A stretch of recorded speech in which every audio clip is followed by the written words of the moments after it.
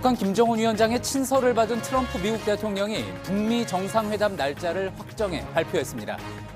We're meeting with the chairman on June 12th, and I think it's probably going to be a very successful. 이번 회담에서 빅딜이 시작될 거라면서 정상회담이 앞으로 여러 차례 열릴 수 있다고도 했습니다. 트럼프 대통령은 북미 정상회담에 앞서 종전선언에 대한 논의를 하게 될 거라고도 밝혔습니다. 회담이 진행되는 동안은 추가로 대북 제재를 하지 않겠다고 했습니다. 다만 북한에 원조를 할 때는 한국과 중국, 일본이 참여할 거라며 미국과는 선을 그었습니다. 정상회담이 열릴 싱가포르에서 경호와 의전 문제를 논의했던 미국 협상팀 중 일부가 귀국길에 올랐습니다. 회담 장소에 대한 북미 간의 논의가 대략 마무리됐을 거란 관측이 나오는데 싱가포르 현지의 취재기자를 연결합니다. 양승태 전 대법원장 재임 시절 작성된 문건으로 제기된 재판 거래 의혹 등에 대해 일선 판사들이 회의를 열고 검찰 수사를 촉구했습니다. 의정부지법 단독 판사들은 어제 양 전 대법원장 입장 표명 후 가진 회의에서 성역 없는 엄정한 수사가 필요하다는데 의견을 모았습니다. 다른 법원들의 판사 회의도 다음 주 잇따라 열립니다. 7살 조카를 폭행해 죽음에 이르게 한 학대 행위의 전모가 최근 열린 군사법원 재판에서 드러났습니다. 가해자는 2달 동안 6차례에 걸쳐 190여 대를 때렸다고 군 검찰에 진술했습니다. 사건의 전말을 이슈 플러스에서 전해드립니다. JTBC 뉴스룸 지금 시작합니다.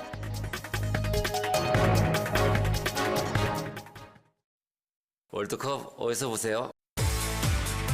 멕시코 레스토랑에서 하석조 감독과 함께하는 응원전에 지금 응모하세요.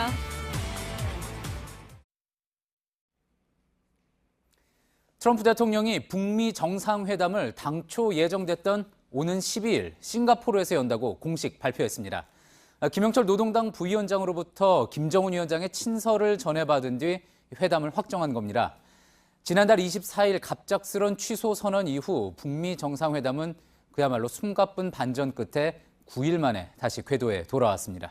북미 정상회담은 이전보다 더 많은 가능성을 보였습니다. 트럼프 대통령은 처음으로 종전선언이 논의될 가능성도 언급했습니다.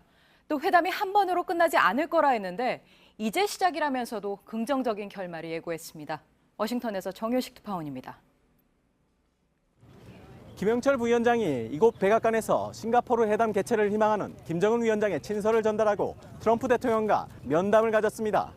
트럼프 대통령은 조명록 국방위 부위원장에 이어 18년 만에 백악관을 찾은 김영철 부위원장을 북한에서 2번째로 힘센 사람이라고 불렀습니다.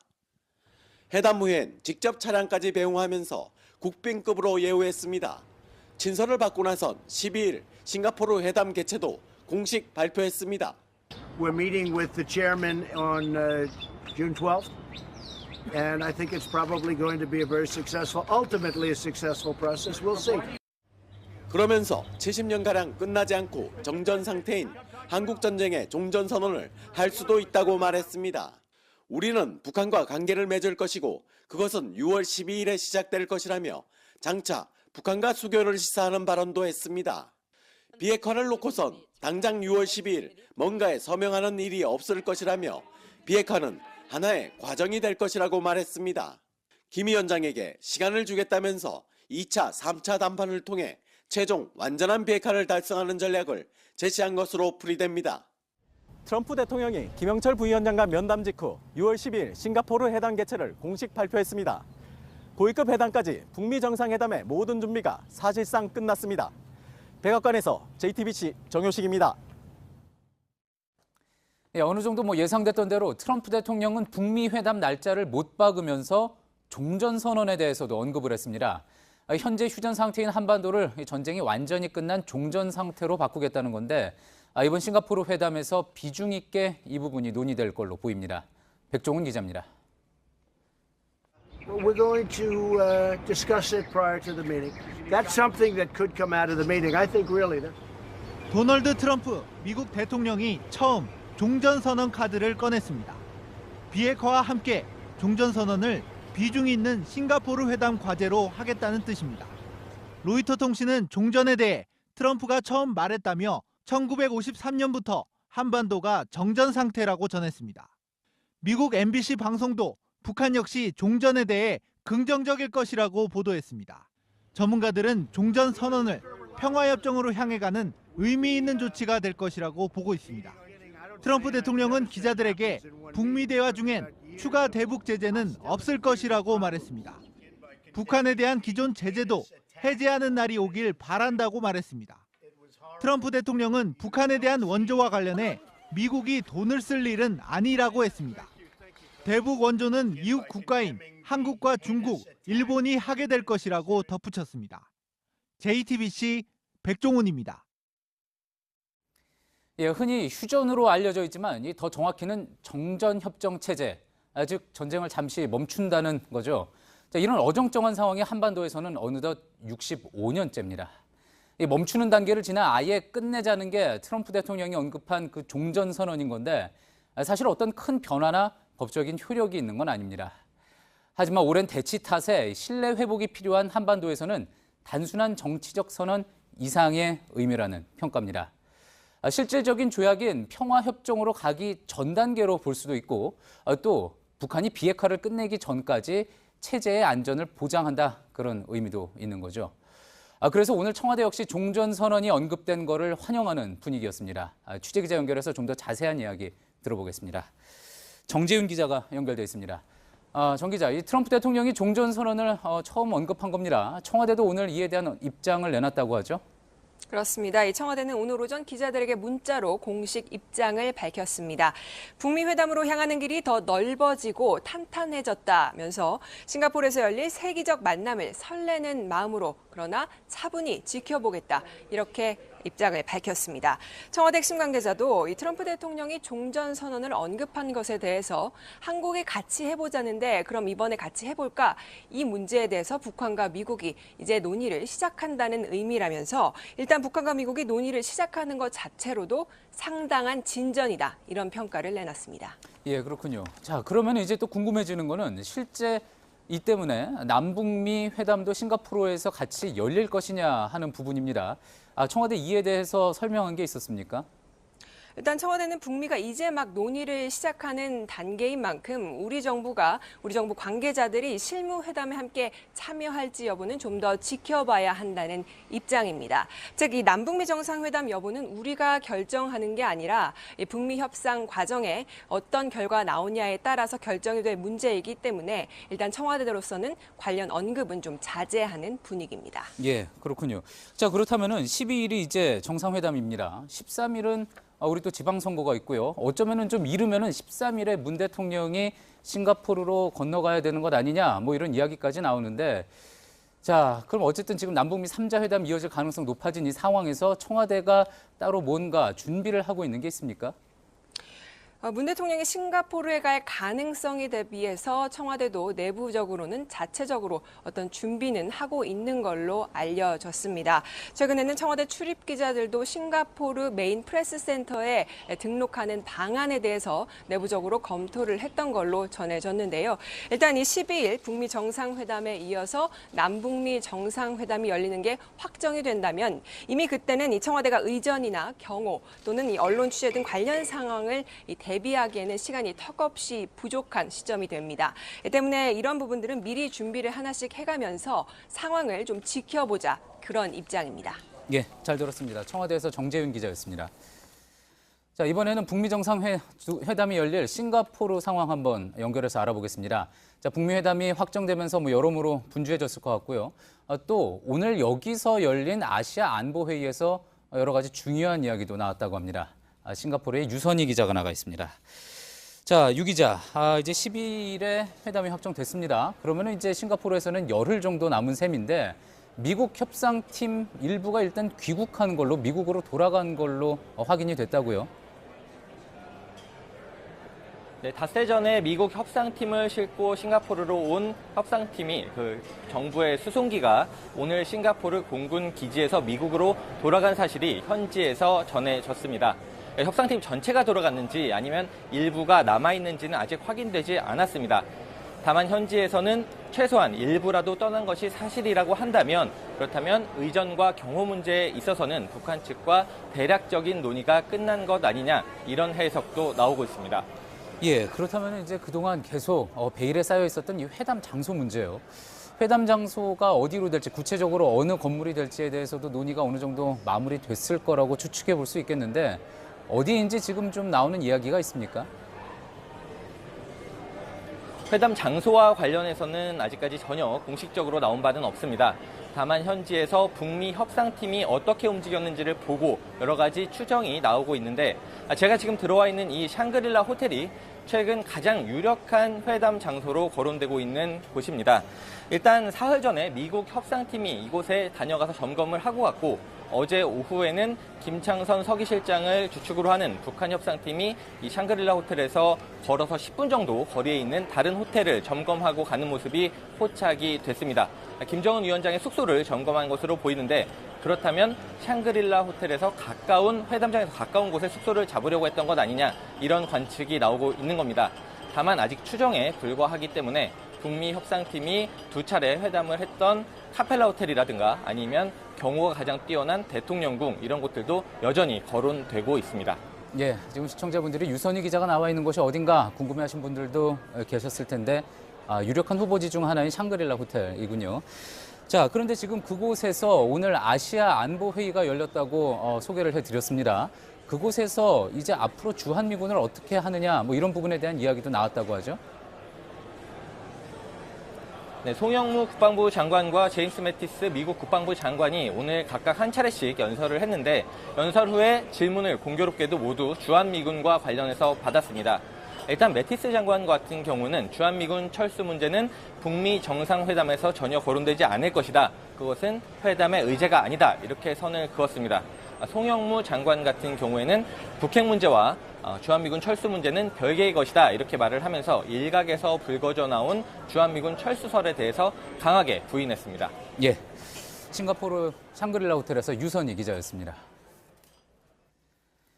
예, 북미 정상회담이 확정되는데 징검다리가 된 거는 김영철 노동당 부위원장의 워싱턴 방문이었습니다. 특히 눈에 띄는 장면이 많았는데 트럼프 대통령이 회동 후 차량까지 직접 김 부위원장을 배웅을 했고요. 또 볼턴 국가안보 보좌관 등 상대를 자극할 수 있는 강경파들은 배석을 하지 않았습니다. 김소연 기자입니다. 백악관 집무동 앞에 검은색 SUV 차량이 도착합니다. 존 켈리 비서실장이 나와 김영철 부위원장을 맞이하고 대통령 집무실로 안내합니다. 백악관은 김 부위원장이 트럼프 대통령에게 김정은 위원장의 친서를 전달하고 두 사람이 대화를 나누는 사진을 공개했습니다. 이 자리엔 폼페이오 국무장관이 배석했습니다. 하지만 북한과 날을 세워온 볼턴 국가안보 보좌관과 펜스 부통령은 불참했습니다. 이번 백악관 면담은 90분가량 비공개로 진행됐습니다. 2000년 조명록 국방위 제1부위원장과 클린턴 대통령이 45분간 만난 데 비해 2배가량 오래 대화한 겁니다. 북한 인사의 차림새도 군복에서 양복으로 바뀌었습니다. 집무동을 나와서도 대화는 이어졌습니다. 트럼프 대통령이 김 부위원장 어깨에 손을 올리고 김 부위원장도 손짓을 하며 밝은 표정을 보였습니다. 김 부위원장이 김성해 통일전선부 실장과 최강일 외무성 북미국장 대행을 불러 소개하기도 했습니다. 김 부위원장은 저녁 9시쯤 다시 뉴욕 숙소로 돌아왔습니다. 북한 대표부가 있어 보안 유지가 쉬운 뉴욕에서 트럼프 대통령과의 면담 결과를 김정은 위원장에 보고할 걸로 보입니다. JTBC 김소현입니다. 예, 그가 나온 트럼프 대통령의 발언들을 보면은 그냥 즉흥적으로 나온 게 아니라 숨은 뜻도 많고 또 복선이 있을 때도 있었습니다. 자, 그래서 이번 발언 역시 하나하나 뜯어봐야지 될 텐데요. 지금 스튜디오에 이희정 기자가 나와 있습니다. 자, 이희정 기자, 트럼프 대통령이 이제 비핵화 협상 얘기하면서 먼저 속도 조절 이야기한 것부터 한번 짚어볼까요? 네, 북한이 CVID 방식에 동의를 했냐라는 한 기자의 질문이 있었는데요. 이 트럼프 대통령이 북한에 take your time이라고 말했다, 이렇게 밝혔습니다. 북한 측에 서두르지 말아라, 우리는 빨리 갈 수도 있고 천천히 갈 수도 있다라고 전했다는 건데요. 그러니까 천천히 너희의 속도대로 가라고 어떻게 보면 조언을 한 겁니다. 예, 뭐 오래되진 않았습니다. 그런데 며칠 전만 해도 뭐 트럼프 대통령은 일관되게 일괄 타결, 그러니까 한꺼번에 모든 문제를 해결하겠다, 이 부분에 이제 방점을 뒀잖아요. 그런데 이제 와서는 천천히 가라, 뭐 이렇게 얘기했다는 거는 입장을 바꿨다고 볼 수 있겠습니까? 네, 이 북미 관계에 정통한 한 외교 소식통은 전체적으로는 북한의 단계적 선언을 수용한다는 의미라면서 이 비핵화 과정이 현실적으로 아무래도 시간이 걸린다는 점을 미국 측도 인정한 것이다, 이렇게 설명을 했습니다. 예, 그렇군요. 자, 그러면서 또 눈에 띄는 바로는 트럼프 대통령이 이제 시작이다, 이렇게 이야기한 부분입니다. 어떤 의미로 해석을 할 수가 있을까요? 네, 트럼프 대통령은 어제도 앞서서 두 번째 그리고 세 번째 회담이 필요할 수도 있다라고 언급을 했습니다. 예. 오늘도 역시 비슷한 맥락으로 시작이 될 것이다. 그러니까 회담 한 번으로는 다 해결될 수 없다라고 또 이야기를 했습니다. 이 말은 완전한 비핵화라는 부분에 있어서는 북한과 미국이 큰 틀에서는 합의를 했지만 이 비핵화의 구체적인 방식에 대해서는 여전히 간극이 있다라는 의미로 해석이 됩니다. 예. 또 이견이 있지만 양국이 또 앞으로의 회담을 통해서 어느 정도 이제 해결할 수 있다라는 그런 의지도 담긴 걸로 보입니다. 예, 그러니까 앞으로 추가 회담을 통해서 또 해결을 할 수 있다. 자, 그러니까 이제 12일에 북미 회담을 했을 때 곧바로 어떤 서명을 하지는 않을 것이다 이야기한 것도 그런 의미에서 연장선상에 있다고 볼 수가 있겠군요. 네, 맞습니다. 이 핵 개발 초기 단계였던 리비와는 다르게 북한은 이 핵무기 개발이 사실상 완성 단계입니다. 따라서 비핵화 대상도 이 핵탄두와 ICBM을 비롯해서 이 플루토늄 그리고 고농축 우라늄 같은 이 핵 물질까지 한두 가지가 아닌데요. 트럼프 대통령이 당장 12일에 서명을 하지 않겠다라고 한 것도 이 협상의 복잡성을 어느 정도 인정하고 또 수용한다라는 입장을 내비친 걸로 보입니다.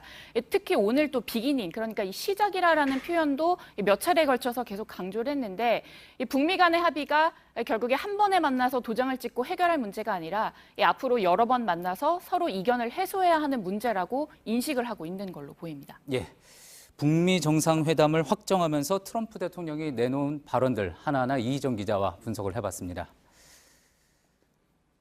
예, 북미 정상회담을 앞두고 북한과 미국의 실무진들도 이 세부 항목을 두고 협상을 계속하고 있습니다.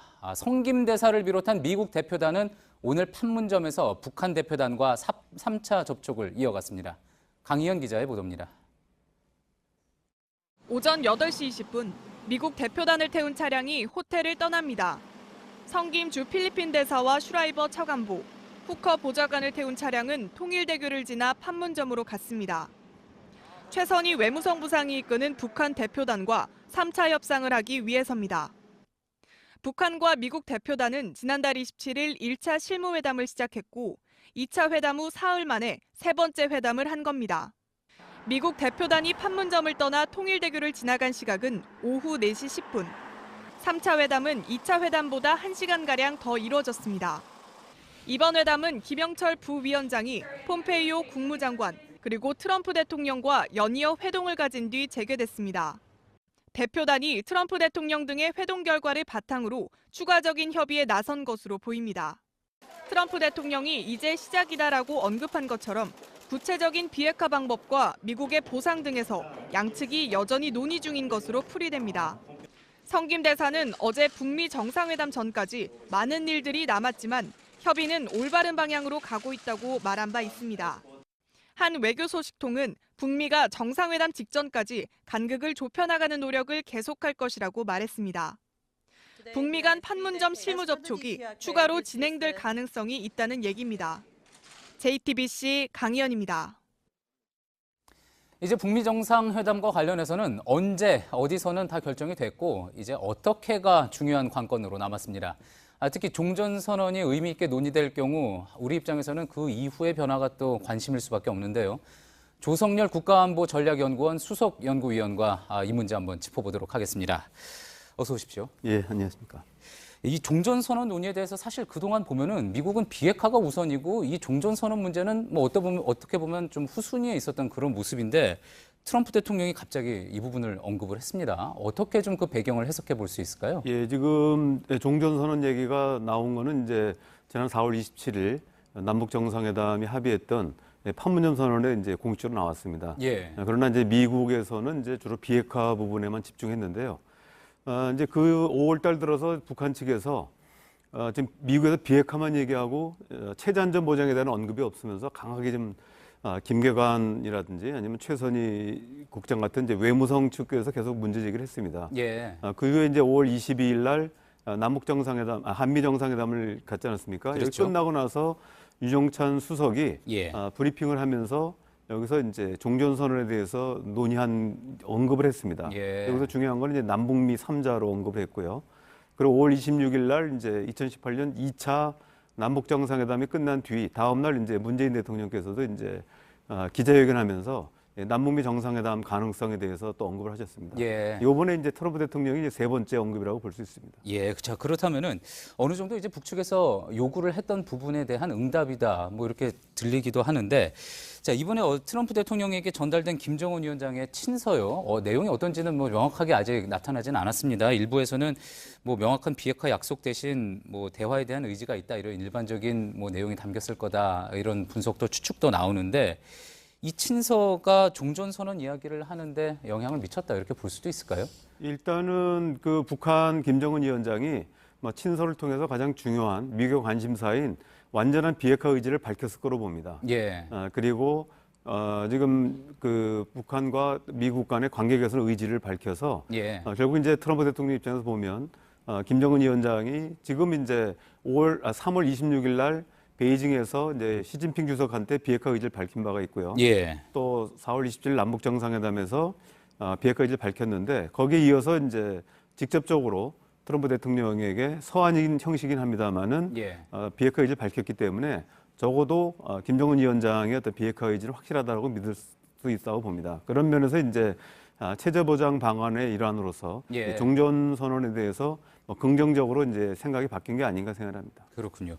자, 그러면 그 종전선언을 이제 이야기를 하고 그에 대해서 본격적으로 논의를 시작하려고 그러면은 남북미 3국이 모여서 이제 논의를 해야 되지 않습니까? 그러면서 당장 그 이후에 13일에도 당장 뭐 만나서 이야기를 할 가능성도 있다, 이런 이야기도 나오는데 그 부분에 대해서는 어떻게 보십니까? 예, 지금 충분히 좀 가능하다고 봅니다. 그러니까 종전선언이라고 하는 게 예. 평화협정처럼 이제 여러 가지 어떤 그 조문을 만드는 것이 아니라 예. 현재 지난 70년간 이끌어왔던 한반도의 전쟁 상태를 정치적으로 이제 종결을 선언하는 내용입니다. 예. 그리고 또 아까 이제 비핵화 관련된 체제안보장 말씀드렸는데 사실은 이제 지금까지 평화협정이나 북미 수교라고 하는 것은 북한의 비핵화가 완료됐을 때 제공하는 보장 문제거든요. 예. 이에 비해서 종전선언이라고 하는 것은 북한이 비핵화에 착수해서 완료할 때까지 그런 공백 기간이 있습니다. 예. 이런 어떤 과도기 안전 보장의 한 대응으로서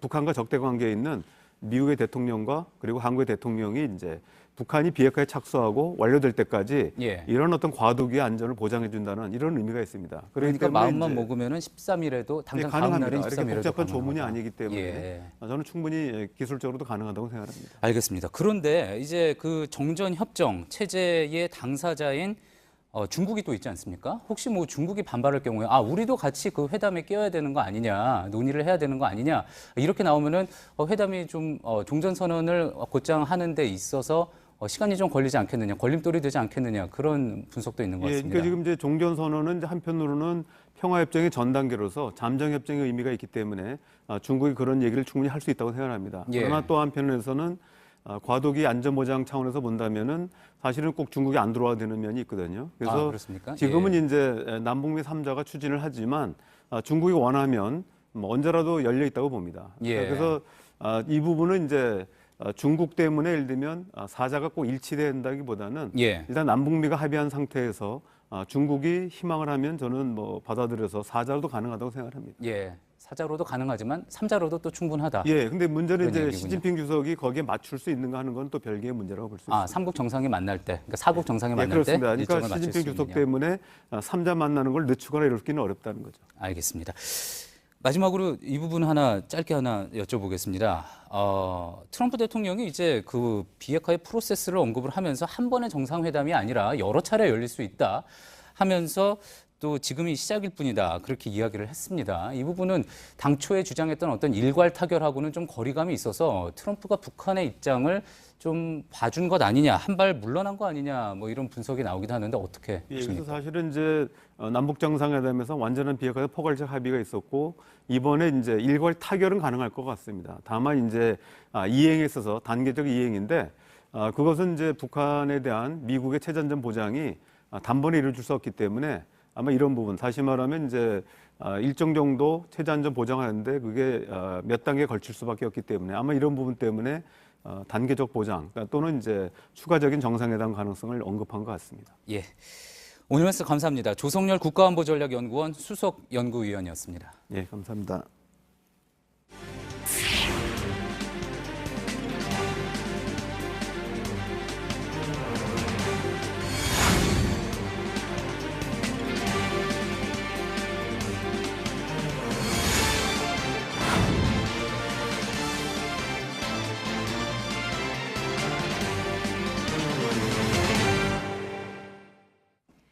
양승태 전 대법원장이 재임 당시 의혹들에 대해 어제 해명했습니다. 재판 거래나 판사 뒷조사는 없었다고 못 박았습니다. 김명수 대법원장은 법관들에게 메일을 보냈습니다. 사찰 대상이 된 판사들에게 위로의 말씀을 드린다고 말입니다. 전현직 대법원장의 입장이 배치되죠. 일선 판사들은 검찰 수사가 필요하다는 목소리를 내기 시작했습니다. 당장 의정부 지법의 판사들이 회의를 열고 수사를 촉구하기로 결의했습니다. 판사들이 직접 법원 내부에 대해 수사를 촉구한 건 처음입니다. 이렇게 후폭풍이 거셉니다. 김 대법원장은 다음 주부터 이번 조사 결과에 대한 의견을 듣겠다고 했습니다. 사법발전위원회가 열릴 텐데 그 결과가 주목됩니다. 김나은 기자입니다. 우리는 사법행정권 남용 사태에 대하여 성역 없는 엄정한 수사가 필요하다는 것에 뜻을 같이 한다. 의정부 지방법원 단독판사 30여 명은 어제 판사회의를 열고 사법행정권 남용에 대한 검찰의 수사를 촉구했습니다. 대법원 특별조사단의 조사보고서 공개 이후 일선 판사들이 공식 입장을 낸 건 이번이 처음입니다. 양승태 전 대법원장이 오후 2시 자택 인근에서 기자회견을 연 지 6시간 만입니다. 그런 조치를 제가 추가적으로 최종적으로 한 적은 없다는 것을 단연코 말씀드립니다.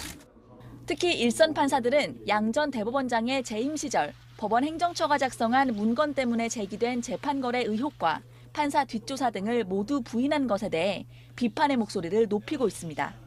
판사들만 가입할 수 있는 한 인터넷 카페에는 양 전 대법원장의 기자회견 직후 무책임하다, 국민이 사법부를 인정하기가 앞으로 더 어려워질 것 같다는 등의 글이 잇따라 올라오기도 했습니다. 전국 최대 법원인 서울중앙지법은 오는 4일 이번 사태에 대해 110명의 부장판사와 80명의 단독판사들이 각각 회의를 엽니다. 같은 날 서울 남부지법과 서울가정법원, 인천지법이, 바로 다음 날엔 수원지법이 판사회의를 여는 등 전국 법원의 판사회의가 잇따라 열릴 예정입니다. JTBC 김나은입니다. 양 전 대법원장은 논란이 비롯된 법원 행정처 문건들과 거리를 뒀습니다. 정확히 알지 못한다, 작성한 사실도 모른다고 했죠. 법원 행정처는 대법원장의 행정 업무를 뒷받침하는 곳입니다. 이걸 감안하면 양 전 대법원장의 주장은 납득하기 어렵다는 지적이 나옵니다. 이승필 기자입니다. 양승태 전 대법원장은 법원 행정처의 부적절한 행위를 막지 못한 데 대해 사과했습니다. 문건 작성에 개입하지 않았다고 애둘러 주장한 겁니다. 만약 그게 사실이라면 제가 그걸 막지 못한 그런 책임이 있다고 통감을 하고 있고. 조사단이 확보한 410개 문건에 대해선 작성한 사람과 읽는 사람은 의미를 다르게 해석할 수 있다며 선을 그었습니다. 대법원장은 행정처 컴퓨터 안에 무슨 문건이 들어있는지 알 수 없다고도 했습니다. 하지만 법원 행정처는 대법원장을 보조하는 조직입니다. 사법부 수장인 대법원장을 정점으로 행정처 근무 판사들은 행정 업무에 대한 보직을 맡게 되면서 수직적 질서가 작동됩니다. 특히 대법원장이 판사들의 인사권을 갖고 있는 만큼 행정처 근무 판사들은 지시를 충실히 이행하며 관료화됐다는 평가가 법원 안팎에 많았습니다.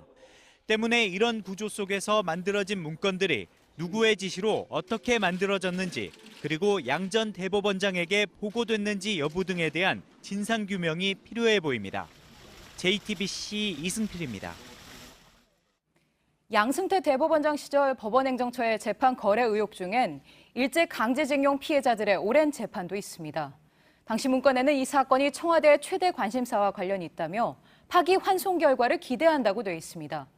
파기환송, 그러니까 원심 판결을 깨고 다시 판단하라고 돌려보내는 거죠.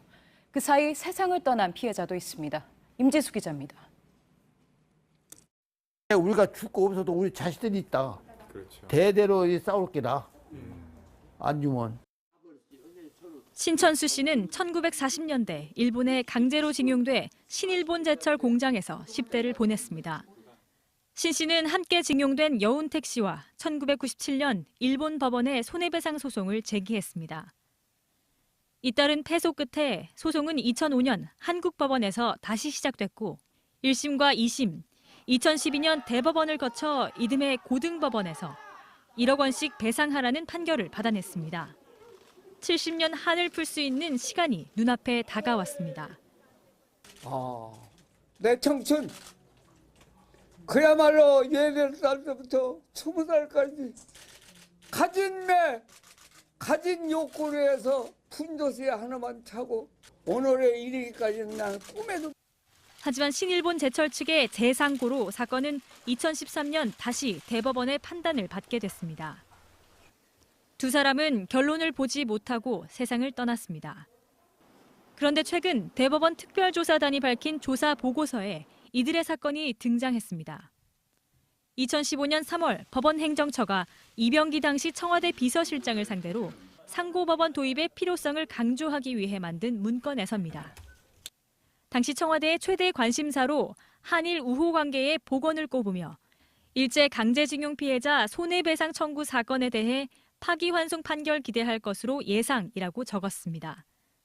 이후 사건은 대법원 홈페이지에서 2015년 9월 쟁점에 관한 재판부 논의 중 1년 뒤엔 통일적이고 모순 없이 처리하기 위해 검토 중이란 공지만 올라온 뒤 더 이상 진행되지 않고 멈춰 있습니다.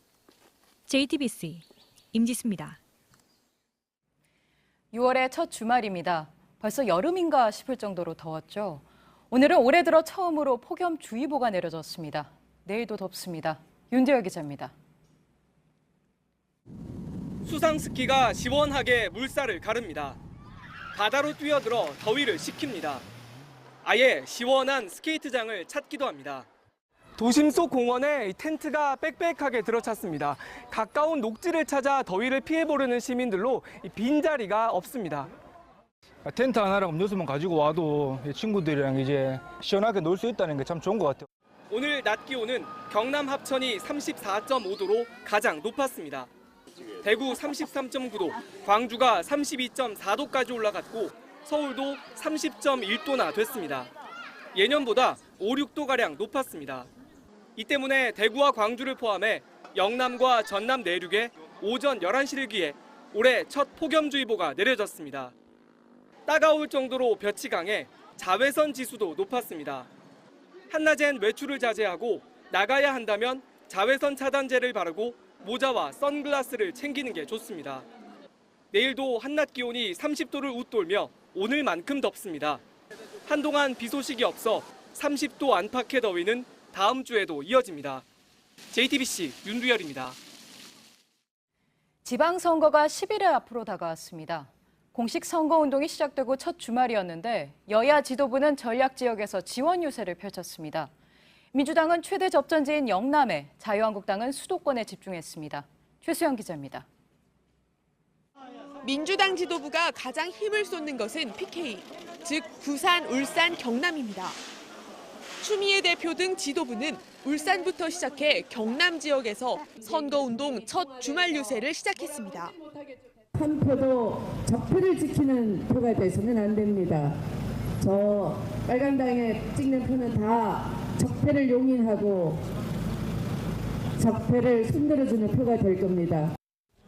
자유한국당 지도부는 서울과 인천, 경기 등 수도권에 집중했습니다.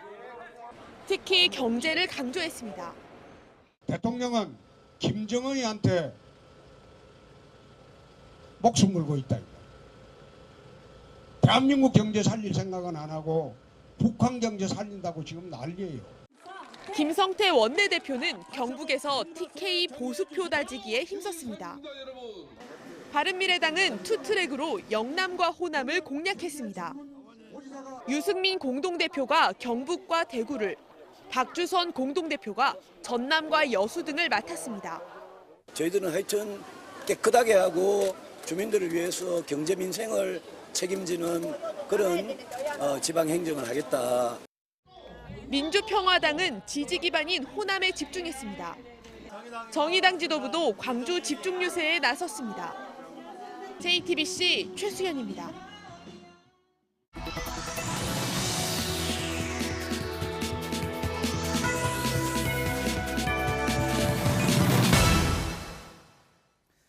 지난 4월 군인인 외삼촌이 함께 사는 조카를 때려서 숨지게 한 사건 보도해드린 바가 있습니다. 아이가 거짓말을 했다는 이유에서였는데요. 최근 재판에서 새로운 가해 내용들이 밝혀졌습니다. 가해자는 2달을 함께 살며 폭행과 가혹행위를 여러 차례 반복했습니다.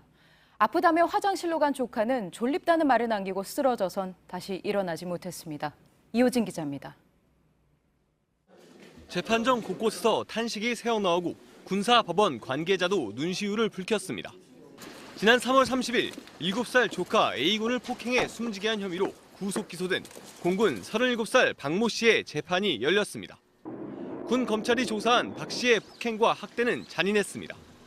박 씨는 사건 당일 A군이 입술을 핥고도 핥지 않았다고 거짓말을 했다면서 맞을 준비를 하라고 했습니다. 이어 저녁을 먹고 9시부터 혼낼 테니 미리 소화시켜 놓으라고 했습니다. 자신은 식사하면서 소주 한 병을 마셨습니다. 이후 23분간 기마 자세를 시켰는데 조카가 더는 못하겠다고 하자 효자손으로 때리기 시작했습니다.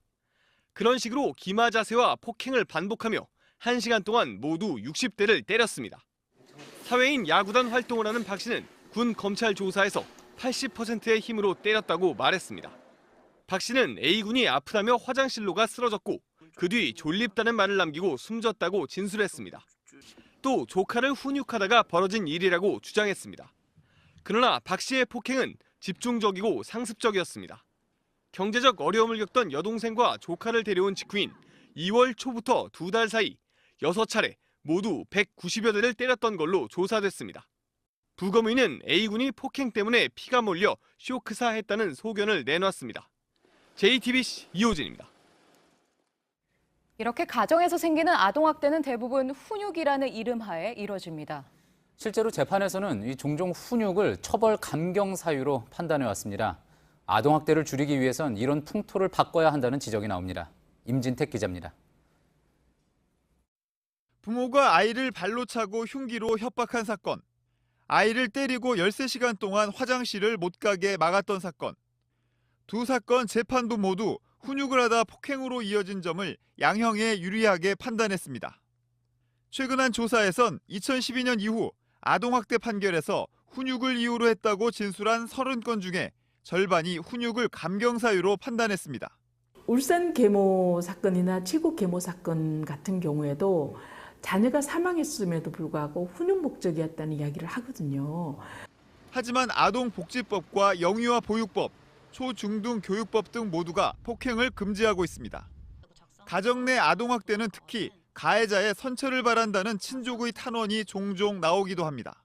사건은 발생하고 아이는 이렇게 됐는데 살아있는 사람이라도 살 수 있는 방향을 만들어줘야 되지 않겠냐. 주변 가족분들이 계속 이렇게 요청을 하는 거예요. 공군 외삼촌에게 폭행을 당해 사망한 7살 A군의 친모 역시 오빠에게도 가족이 있는데 살아야 하지 않겠냐는 내용의 탄원서를 재판부에 제출했습니다. JTBC 임진택입니다. 미국 오리건주에서 한국인 일가족 8명이 탄 미니밴이 다른 차와 부딪힌 사고가 났습니다.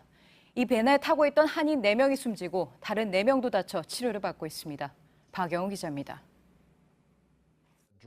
미니밴과 트럭이 심하게 부서져 있습니다. 현지 시간 1일 오전 미국 오리건주 클래서 카운티 도로에서 한국인 일가족 8명이 탄 미니밴이 사고를 당했습니다. 미니밴이 교차로에서 좌회전을 하던 중 다른 트럭과 충돌한 겁니다. 이 사고로 한국인 4명이 사망했습니다. 나머지 탑승 한국인 4명은 인근 포틀랜드 병원으로 옮겨져 치료를 받고 있습니다. 병원에 따르면 부상자 4명은 생명에는 지장이 없는 상태입니다. 미니밴에 탄 한국인들은 할머니와 딸, 손자 등 일가족으로 전해졌습니다. 당국은 구체적인 사고 원인을 조사하고 있습니다. 주 시애틀 총영사관은 대책반을 꾸리고 담당 영사를 현장에 파견했습니다.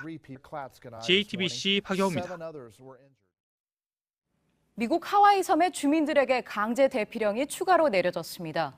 지난달 초부터 하와이 섬에선 용암과 화산재가 뿜어져 나오고 있죠.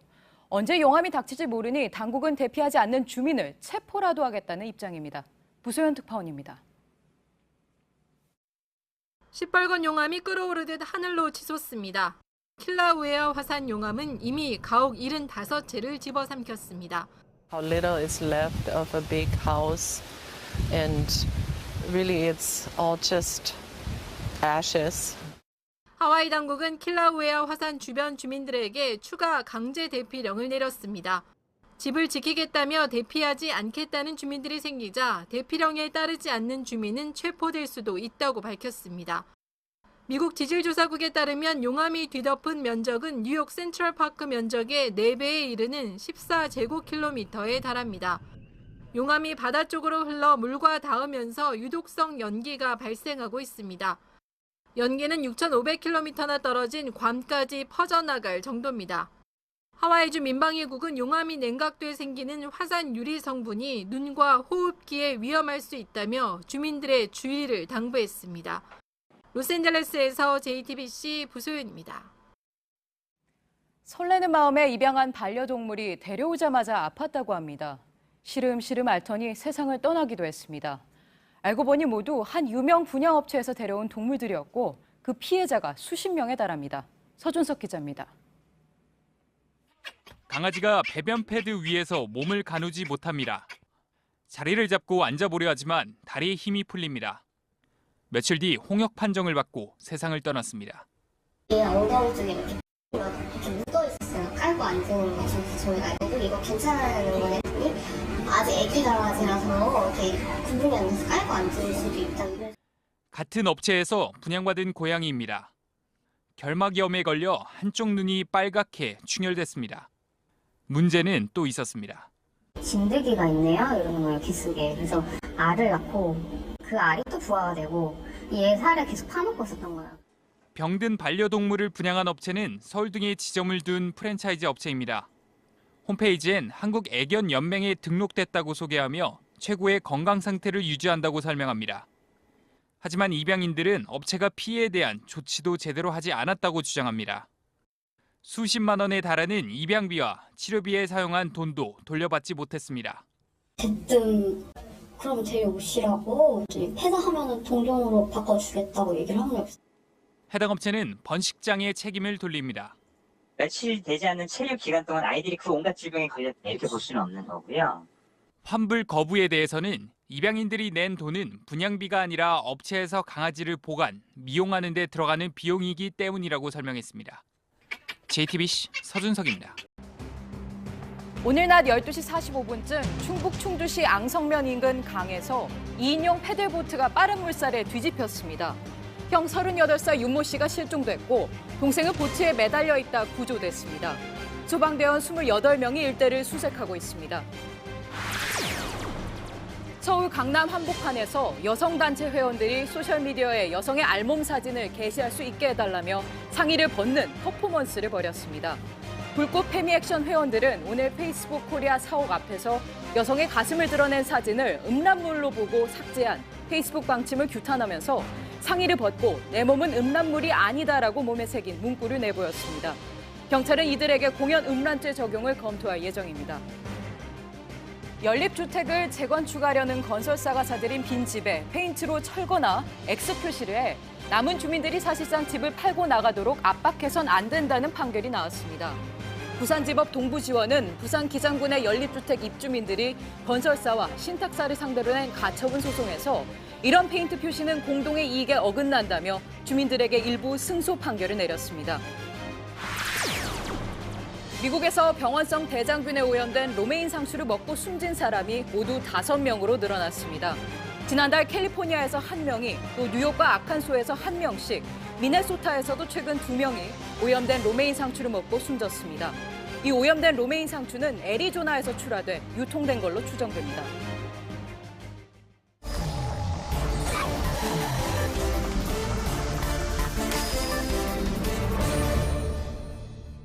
예, 비하인드 뉴스 정치부 안지연 기자가 나와 있습니다. 안 기자, 첫 번째 키워드부터 볼까요? 네, 첫 번째 키워드, 북한의 큰 친서입니다. 예, 김정은 위원장이 트럼프 대통령에게 보낸 친서인 것 같은데 왜 크다고 한 겁니까? 네, 먼저 우리 시각으로 오늘 새벽 김영철 부위원장이 트럼프 대통령에게 친서를 전달했는데요. 예. 미국 백악관에서 공개한 친서 사진을 한번 보시면 보시는 것처럼 이렇게 흰색 봉투에 담겨 있습니다. 예. 그런데 오늘 주목받은 게 바로 이 친서의 크기였습니다. 예. 보시는 것처럼 A4 용지는 거뜬히 들어갈 정도의 크기였는데요. 이 크기 때문에 외신들은 이 자이언트 레터 이런 표현을 하기도 했고요. 거인 편지다. 거대한 편지다. 예. 이렇게 표현을 하기도 했고 온라인상에서는 이 친서의 크기를 이렇게 확대한 이 패러디 사진이 올라오기도 했습니다. 예. 특히 대선 기간 동안 트럼프 대통령은 손이 작다는 평가를 받아왔는데 그래서 대통령의 손이 좀 더 작게 묘사된 사진이었습니다. 예, 덩치에 비해서는 좀 작다 그런 평가를 받았었던 거죠. 자, 실제로 근데 뭐 크기도 그렇지만 저 겉봉투 모습이요. 지난 이제 남북 정상회담 때 문재인 대통령이 받았던 북한의 친서와는 그 전에 이제 받았던 거죠. 청와대 방문 때 이제 받았던 그 친서와는 좀 다른 모습이군요. 네, 조금 다른 모습입니다. 오늘 이 친서 사진 조금 확대해 보면 보시는 것처럼 흰색 봉투에 흐릿하게 김정은 위원장의 엠블럼이 보입니다. 예. 그런데 앞서 지난 2월이죠. 김여정 제1부부장이 문 대통령에게 전달한 친서에는 보시는 것처럼 파란색 파일 케이스에 좀 더 선명하게 금색으로 김정은 엠블럼이 새겨져 있었습니다. 예, 그렇군요. 저 둘 사이에는 또 뭐 어떤 의미 차이가 있을지 나중에 밝혀질 것 같은데 친서 내용이요. 뭐 아직까지 공개가 안 됐습니다. 뭐 약간 드러난 내용이라도 있나요? 네, 전혀 아직은 공개가 되지 않았는데 오늘 이 회담 후 이 백악관에서 열린 기자회견에서 이 트럼프 대통령에게 기자들이 묻자 트럼프 대통령이 매우 흥미로운 편지였다 이렇게 답을 했습니다. 예. 하지만 기자회견이 끝날 때쯤 기자들이 다시 어떤 내용이었냐 물어보니까 아직 열어보지 않았다 이렇게 답을 했는데요. 해당 예. 발언은 직접 들어보시죠. Letter yet. I purposely didn't open the letter. I haven't opened it. I didn't open it in front of the director. 자, 그러면 열어보지도 않은 상황에서 흥미롭다 이렇게 이야기를 한 겁니까? 네, 맞습니다. 일단 트럼프 대통령 말만 따르면 아직 읽어보진 않았지만 친서 자체는 긍정적으로 판단한 것으로 보입니다. 예. 또 앞서 백악관은 이 친서에 대해서 위험한 물질 검사를 실시했다고 밝히기도 했습니다. 그러니까 친서에 혹시 뭐 독극물 같은 게 있지 않을까 해서 검사를 했다는 거군요. 네. 예, 두 번째 키워드 볼까요? 네, 두 번째 키워드는 일본은 없다입니다. 예, 꽤 오래전에 이제 일본 관련 베스트셀러 책 제목과 비슷한 건데 일본 패싱 같은 걸 이야기하는 겁니까? 네, 맞습니다. 최근 불거지고 있는 일본 패싱 논란에 대한 이야기를 해볼까 하는데요. 먼저 일본은 계속해서 북한에 대한 강경 발언을 하고 있습니다. 오늘 싱가포르에서 열린 아시아 안보회의에서 이 오노데라 일본 방위상이 했던 말인데요. 보시는 것처럼 지난 25년 동안 북한은 선제적이고 긍정적인 태도를 보이다가 갑자기 국제사회의 모든 평화 노력을 무시하고 무력 조치를 취한 바 있다. 이러면서 예. 북한을 믿으면 안 된다. 이런 취지의 발언을 했습니다. 예. 그러자 이후에 송영무 국방부 장관이 일침을 가하는 발언을 했는데요. 해당 발언 한번 직접 들어보시죠. 예. 북한과 계속 속았다고 해서 미래도 속아질 것이다 하는 생각을 하게 되면은 어떻게 협상을 하고 어떻게 평화를 창출할 수 있겠습니까? 예. 그러니까 일본이 과거에 북한에 속았다고 하더라도 계속해서 이렇게 평가하면 어떻게 하겠느냐. 북한이 지도자도 바뀌고 새로운 시도도 하고 있으니 과거에만 얽매이지 말라. 이런 취지의 말을 한 겁니다. 예, 그렇군요. 자, 그동안 보면은 한반도 대화 분위기에 대해서 일본이 가장 반대하는 그런 모습이었습니다. 그러다 보니까 지난번 풍계리 핵실험장 폐기할 때도 5개 나라를 초대했는데 그때 초대받지 못하기도 했었죠. 네, 그렇습니다. 주변 국가로는 유일하게 초대받지 못했던 건데요. 오늘 북한 노동당 기관지인 노동신문에서 초대받지 못한 이유에 대해서 논평을 냈습니다. 예. 보시는 논평인데 일본은 무엇을 모르고 있는가라는 제목의 논평에서 일본이 초대받지 못한 것에 대해 이 정치적 제스처라는 이 쓸데없는 말을 짓거리는 자들을 구태여 찾을 필요를 느끼지 않았기 때문이다. 이러면서 사실상 의도적으로 일본을 배제했음을 밝힌 겁니다. 또 해당 논평에서는 노동신문은 또 일본이 겉으로는 평화를 지지하는 척하면서 북에 대한 적대 감정을 노골적으로 표출하고 있다. 이런 주장을 하기도 했습니다. 그러니까 북한 입장에서는 일본을 의도적으로 패싱하고 있다라고 공식적으로 밝힌 셈이군요. 맞습니다. 예. 자, 그리고 또 조세균 미국 국무부 대북정책 특별대표가 또 이야기를 한 게 있다고 하죠? 네, 어제 워싱턴에서 열린 기자 간담회에서 일본 패싱에 대한 진단을 내놓은 게 있었는데요. 해당 발언을 보시면 일본은 지금 어려운 위치에 있다. 관련국들 가운데 현재 유난히 소외돼 있는 국가가 일본이다. 이런 발언을 했습니다. 그러니까 계속해서 일본 패싱 논란이 일어나고 있는 이유는 이 일본이 대북 강경론을 펼치는 아베 총리와 또 오는 11월 중간 선거를 앞두고 있는 트럼프 대통령 그리고 김정은 위원장과의 이해관계가 다르기 때문이다. 이런 분석이었는데요. 하지만 다만 전문가들은 이 비핵화 조치 후 북한의 경제적 지원을 위해서라도 이런 일본 패싱 논란이 중장기적으로는 유리한 구도는 아니다. 이런 발언을 하기도 했습니다. 예, 그 부분도 귀 기울여 들어볼 만하겠군요. 예, 비하인드 뉴스 안지연 기자였습니다. 내일도 덥습니다. 대구가 34도, 서울은 30도까지 오릅니다.